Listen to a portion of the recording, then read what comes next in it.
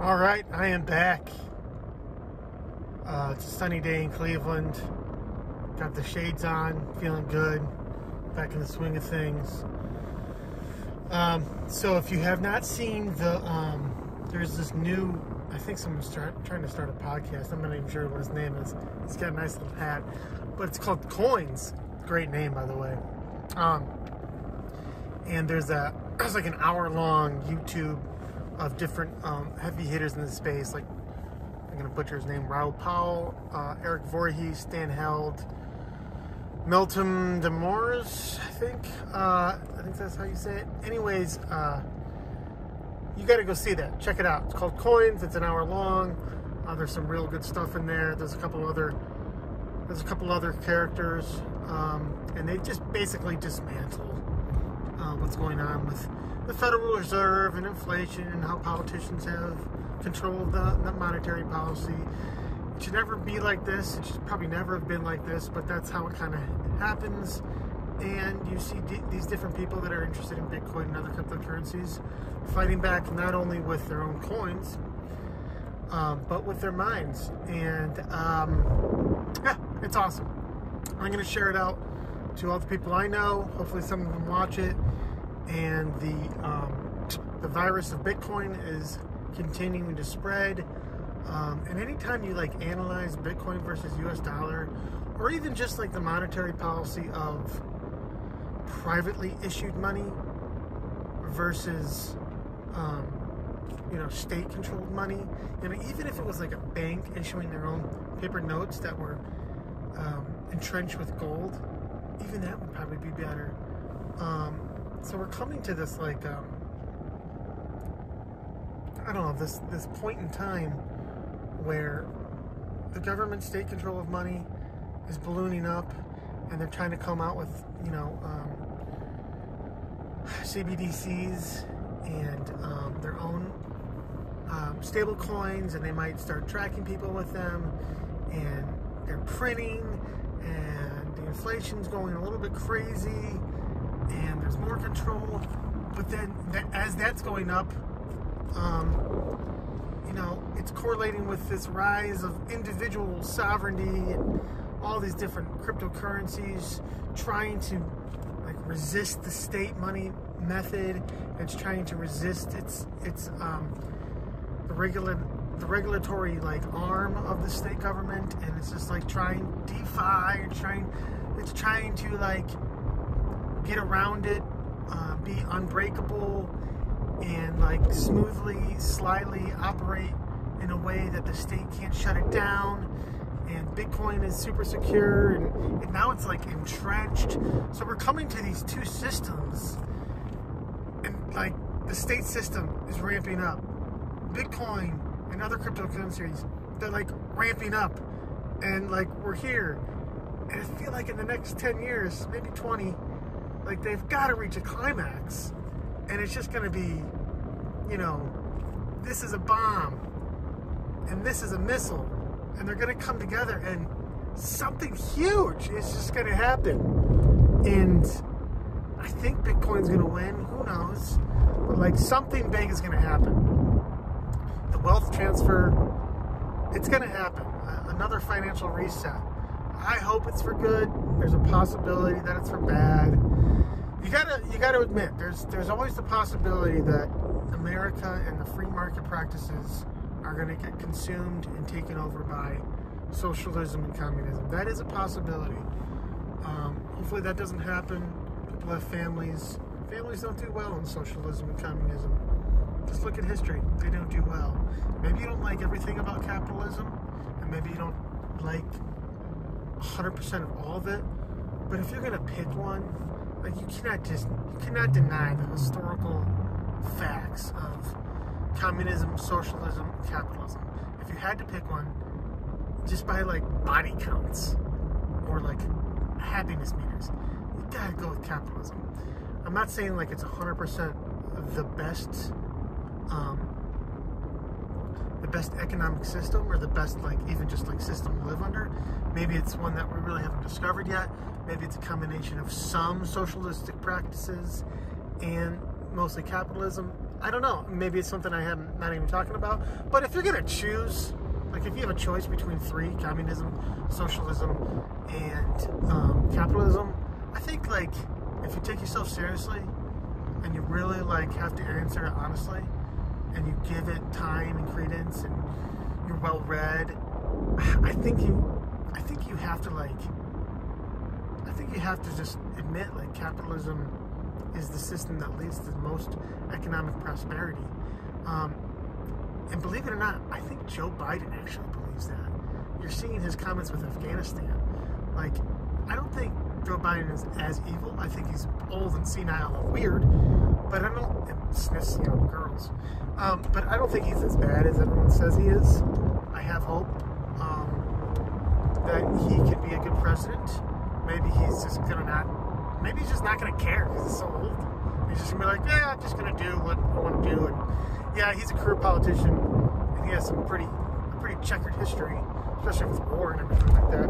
But his most recent one was pretty good. His vaccine mandate and the way he talks about that's not so great. I don't like that about him. But to be honest, it's been pretty bad, but it could be much worse. But I don't really like talking about politics all that much. I like to keep the focus on how Bitcoin's going to make this world a much better place. So I'm going to switch gears, and I want to talk. My name is Litecoin Pat, but I rarely talk about Litecoin. I was on Twitter the other day, and I was talking about if you take out network effect, which is a huge deal. I'm not saying it's not a big deal. And hashing power and security. Remember, Litecoin really can't be 51% attacked. It's basically impenetrable. Now I know Bitcoin is like much more secure, but like that doesn't make Litecoin like you can't really 51% attack it. So does that make Litecoin like insecure? Even though Bitcoin is magnitudes larger in the network effect, magnitudes larger in impenetrability, that doesn't mean Litecoin is weak. It just means it's different. And so why I'm bringing that up is Litecoin is introducing something called Mimblewimble. You probably know about it, MLib. And if you're going to go through like, if you ever read like an Austrian book like Menger or Hayek or Rothbard, or even someone like Hans Hermann Hoppe, I think it is, or even like Thomas Sowell. If you go through one of their like books about like money, there's like certain check boxes, and one of them is like fungibility, and the only cryptocurrency that has that is right now is like I guess Monero has it, but Bitcoin does not have fungibility. Now some Bitcoin maximalists might say like, yeah, we're going to have fungibility on layer 2 and layer 3. That's fine. That's fair. Maybe they'll have it. But again, I still reserve the right to say that the Litecoin, the Lightning chain, layer 2 Lightning, it's not guaranteed to work. It still has to prove itself. And so Lightning, that might have fungibility. There's something called Liquid that might have fungibility. But it's not like it hasn't reached the point of no return yet. So what I'm saying that is there's these check boxes in these different like Austrian economic textbooks that say what good money is. Now gold, checked a lot of them. I didn't check all of them because like gold is you have to store it, so that's an attack vector. It's not like very divisible. You actually had to use silver, which is a completely different metal, to like more use it and divide it. And so gold was good. Yes, it stored your value, but it wasn't perfect. It was able to get like monetized, and like you could do naked shorts and all that stuff about how it can be like rehypothecated and controlled by like big companies, and like it could be shorted and shoved down. So blah blah blah. Oh no, gold isn't like the perfect money. And so Bitcoin came along, and it was I think it's a much better money. Checks like almost all the boxes of these Austrian textbooks about what good money is. So, you know, gold was good thousands of years, but now we see that it could be messed with, tampered with. For lack of a better word, gold can be fucked with. And so Bitcoin came along. Some genius discovered proof of work and solved something called the Byzantines general, problem, and double spend problem. I think that's the popular saying. Some genius solved the double spend problem with digital money, and that became Bitcoin. And it's like an awesome money. There's maybe it will solve everything with the layered solutions. You know, layer 1 is Bitcoin, layer 2 Lightning, and then layer 3 other applications, something called stacks or something. And anyways, it doesn't have something called fungibility, meaning like you know when you see these people say 1 BTC equals 1 BTC? Kind of. So why it's not 1 BTC equals 1 BTC right now is because each Bitcoin, I guess like not even one, but like broken down to each Satoshi has like a history, and you can follow the history of the different wallets it's been in. So you could have like something called like a checkered history, like maybe your coin was owned by like a shady person, a shady company, maybe your coin was used for nefarious reasons, or your coin is trackable and you don't want it to be tracked, and you don't want, like let's say I send you some Bitcoin. When I send you some Bitcoin, I can click on some hyperlinks, I can click on some things that would say how much is in your, from the wallet that you sent it from, how much is in your wallet. So if you send me like 0.001 Bitcoin and I track it, I could realize like, oh my god, that guy actually has 38 Bitcoin in that wallet. That dude's super rich. Maybe you don't want me to know that you're super rich. Maybe I'm a bad character. Maybe I'm a bad actor. So the point of fungibility in this MWeb thing is so that these numbers, trackability is obscured. You can't quite do it, and that's what we mean by like fungibility. 1 BTC equals 1 BTC. Well, right now, Litecoin is going to implement it, I think, by the end of this year, maybe by the beginning of next year, and we're going to finally have fungibility. And I know MWeb actually creates better. Guys, flat tire.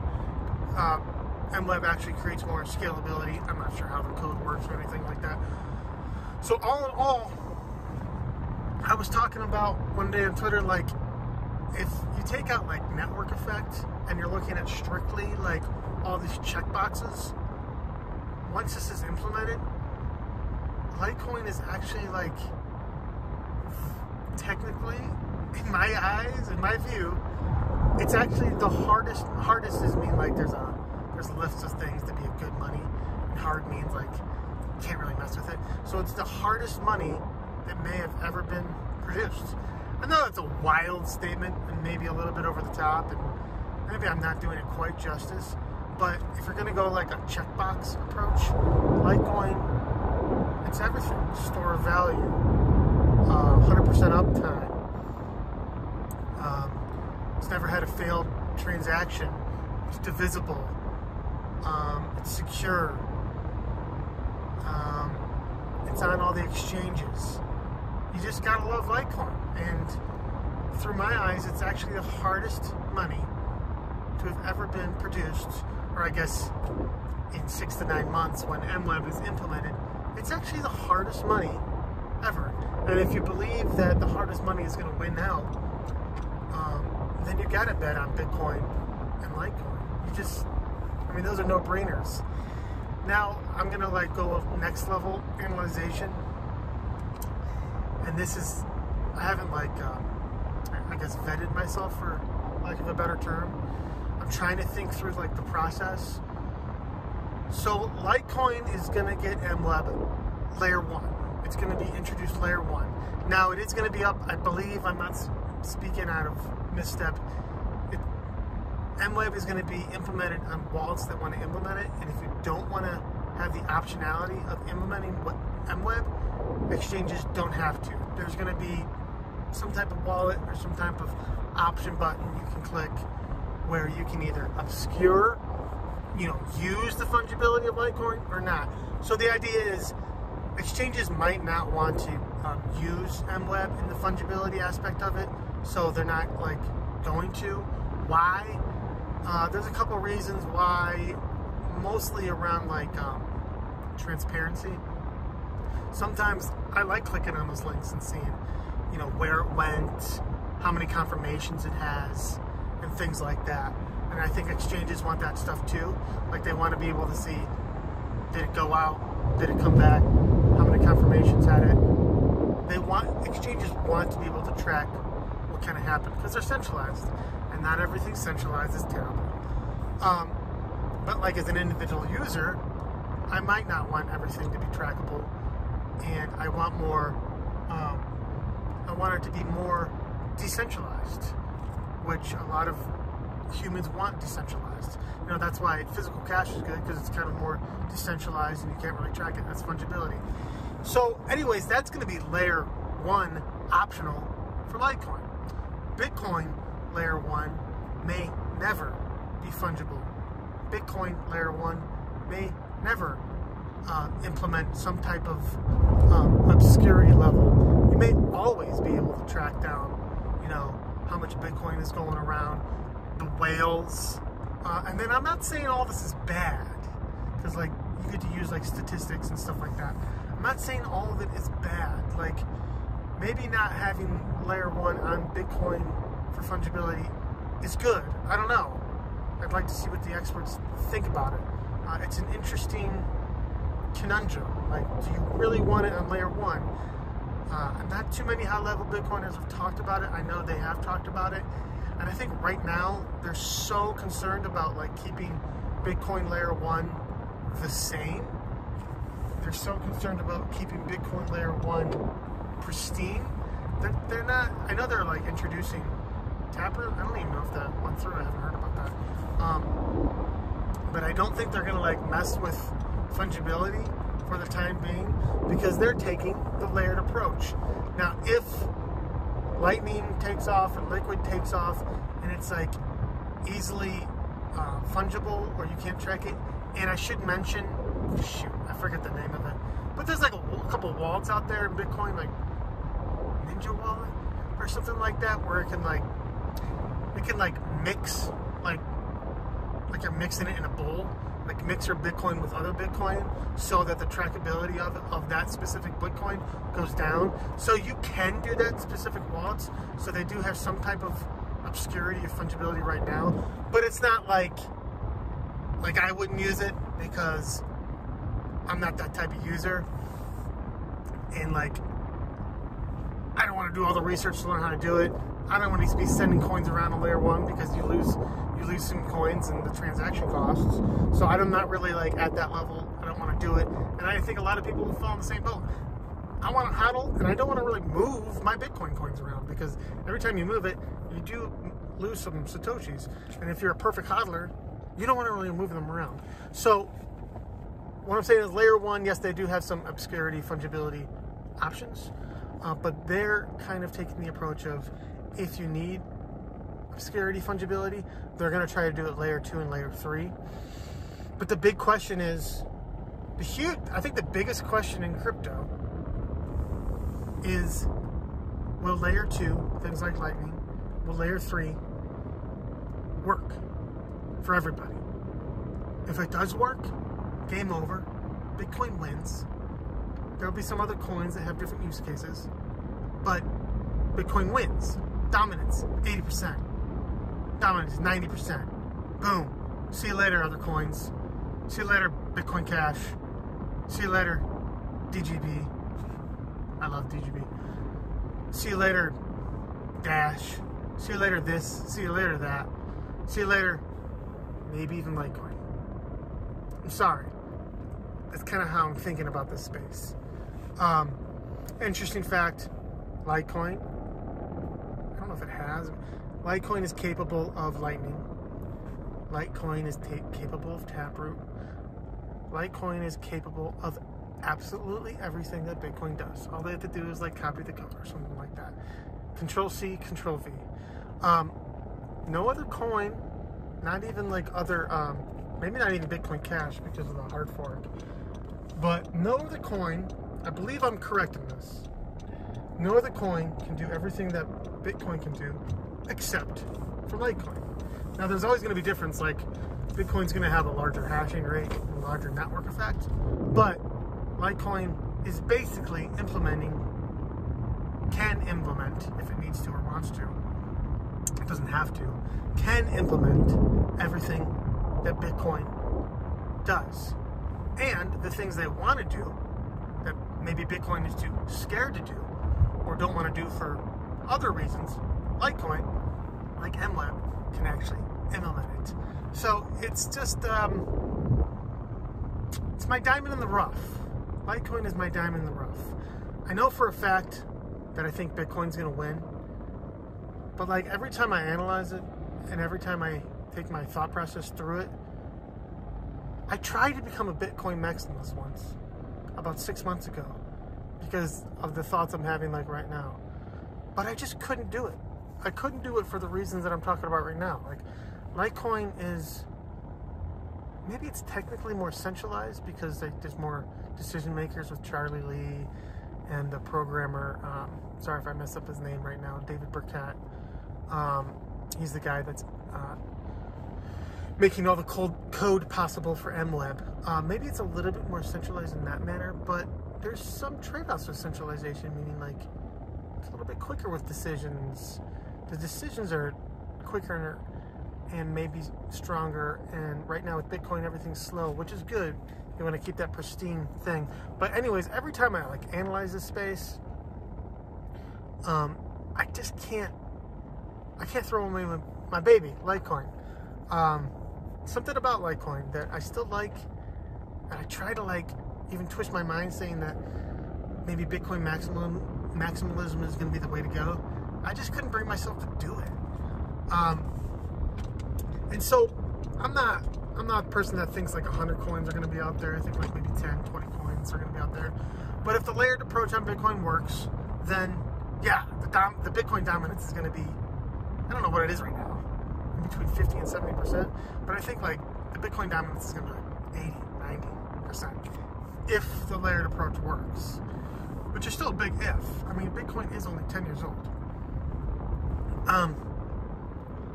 And so I guess the last thing I'll talk about is how I came to the conclusion of Litecoin, like possibly having good coin metrics.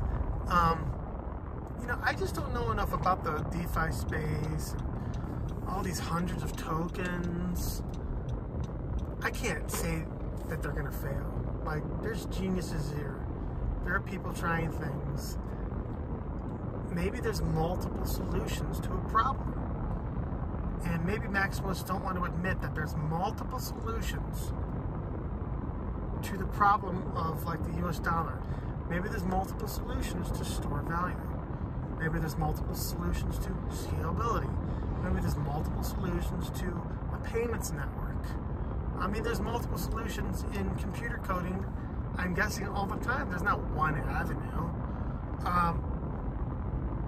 So that is like the reason why I can't trash the rest of crypto. Like, I think Bitcoin's awesome, is the king, is going to dominate. But for my own reasons why I couldn't get rid of Litecoin, I think I can generalize and apply that to the other coins of crypto. So I can't smash them with logic. And I think people think they can smash it with logic, a lot of these maximalists. And I have no problem with maximalists, like, not at all.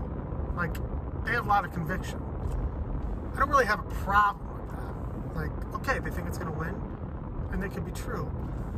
I just find it a little, maybe, silly that they think there's no way that these other things can work.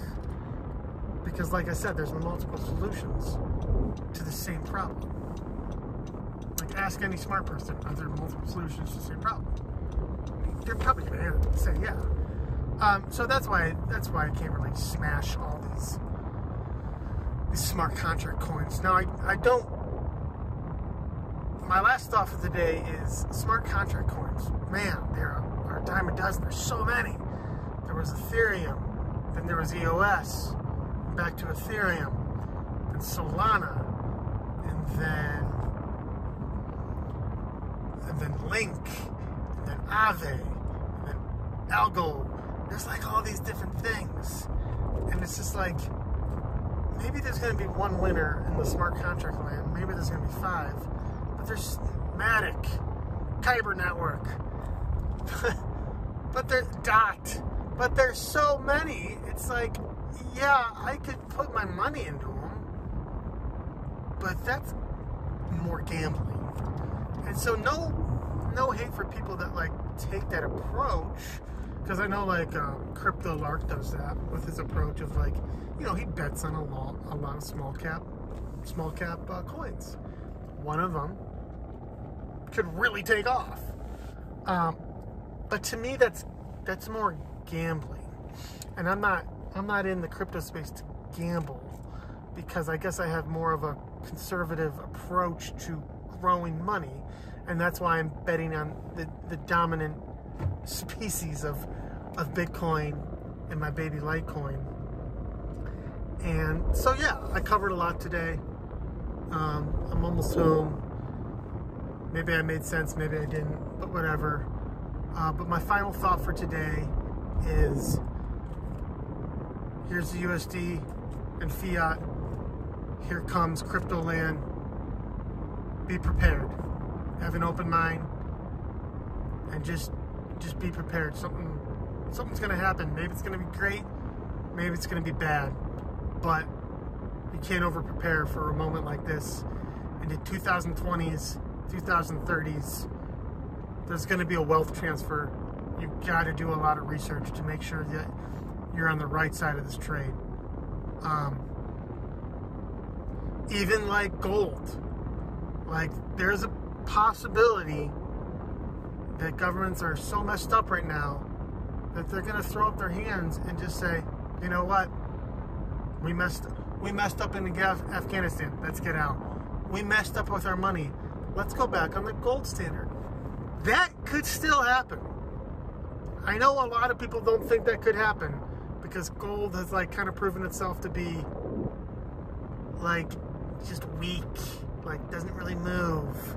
It got controlled by the state, but that's one of the few attack vectors not a lot of people talk about.